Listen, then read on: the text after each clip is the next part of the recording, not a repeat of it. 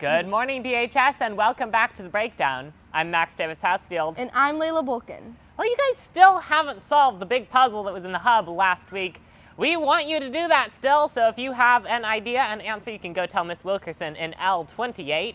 And if you guys are feeling stuck, today, if you look on the Instagram at Blue Dova Hub, you will find a hint. And while you're at it, make sure to follow the hub and get us to 2K. Those are both great ideas. I hope you all do it. It's not too hard. And with any luck, we'll have a lucky winner featured on next week's episode of The Brakedown. February is Teen Dating Violence Awareness Month. The Hub's Holt Kleinberg looked at some of the resources available to students.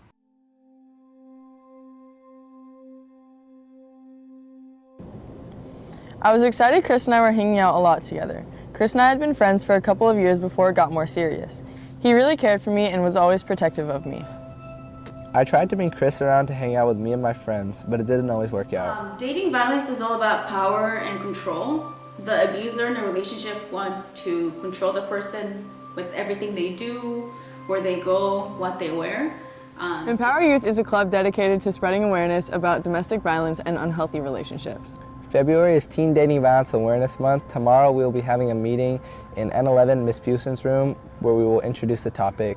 And then February 23rd, we'll have a guest speaker come in to go more in depth. Yeah, so in Parayolo, we have a lot of services, whether it's like counseling, individual counseling, if it's group counseling, we have support groups, we have domestic violence classes, we have some self-care classes that people can sign up for. We want to raise awareness of teen dating violence because teens, you're very young, you might not know that you're in a relationship that's abusive, so raising awareness also helps us with the prevention. Chris started to get jealous when I spent too much time with my friends or when I talked to other guys who were just friends. He didn't like it when I snapped or texted male friends either. He wanted to check my phone to see who I was talking to. When I told him they were just friends, he didn't believe me. His jealousy was getting worse. He didn't trust me and I didn't understand why. Things would be great for a while and then he would get jealous and we would fight about it. This was happening over and over again, and it was getting too stressful for me. Dating abuse, it comes in different ways. There's physical, the bruises, the cuts. There's emotional abuse. There's financial abuse. My friends were worried about me. They didn't think I was happy or that he was treating me right. I would confide in them about what was going on with Chris. They started to tell me my relationship was not healthy. Sometimes I agreed with them, but when things were going well with Chris, it was fun and we had a good time together until he would get jealous again. 1 in 3 teens are involved in an abusive relationship by the time that they're 18. One way to support them is if they tell you that they are in an abusive relationship, tell them that you believe them. That's one way to start out the conversation. Because many victims are not believed. Many victims are blamed, like it's your fault. This is why it's happening to you, which is one reason that many don't come forward if they are experiencing dating abuse. I didn't realize at first I was in an unhealthy relationship, but then it became clear to me when I wasn't enjoying being with Chris. I was always stressed about being with him and worried he would get jealous. We broke up for the last time and I told him I couldn't do this anymore. He couldn't accept it at first and kept trying to get me back. You're not alone. Many people are in your same position. So if you talk to someone, there's probably someone who has experienced something like that before, either in the past or they're currently experiencing it as well. We have a 24/7 crisis line that people can call, whether you're struggling with something, if you just want to talk to someone, or to find out more information about what we have, call the crisis line as well. So I hope my story helps others see unhealthy behaviors, but that you can get away from it and you can get help for it. So don't be afraid to talk to someone. Don't be afraid to get help, because we can help you. There's many resources out here for you that you can use.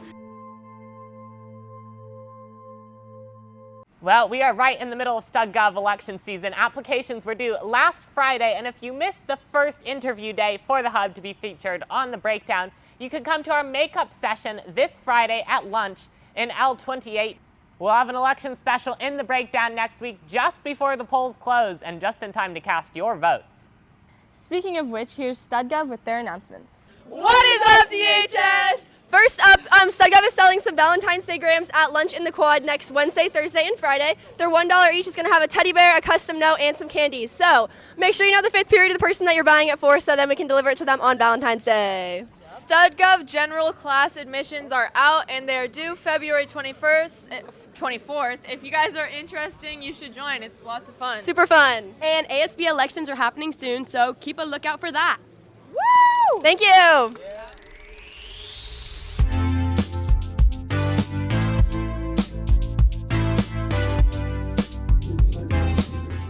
Hey guys, Friendship Day is this Friday. It's under the sea themed and it's gonna be crazy. There's gonna be games and food and you're gonna meet so many cool people.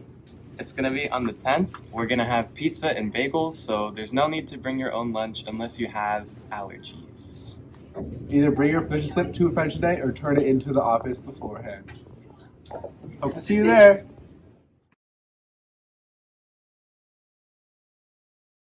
It's our favorite time of the week. It's time for sports. Sideline Squad went to break the record night for the women's basketball team last week. Here's how it all went.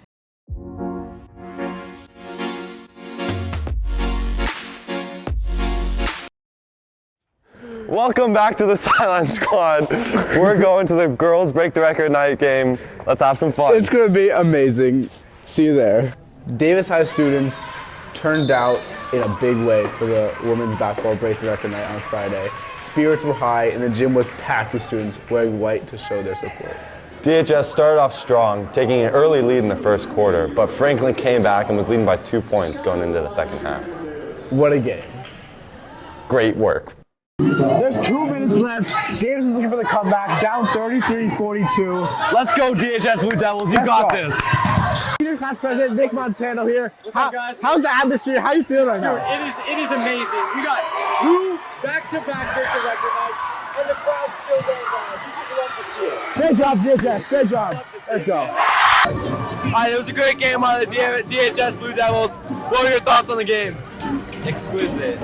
I think it was really close. We almost came back, but I had a lot of fun. It's the most important thing. All right, it was a great game. Unfortunately lost by the DHS Blue Devils, but we'll get them next time. Thanks everyone for watching. Sideline Squad, back at it again. Yes!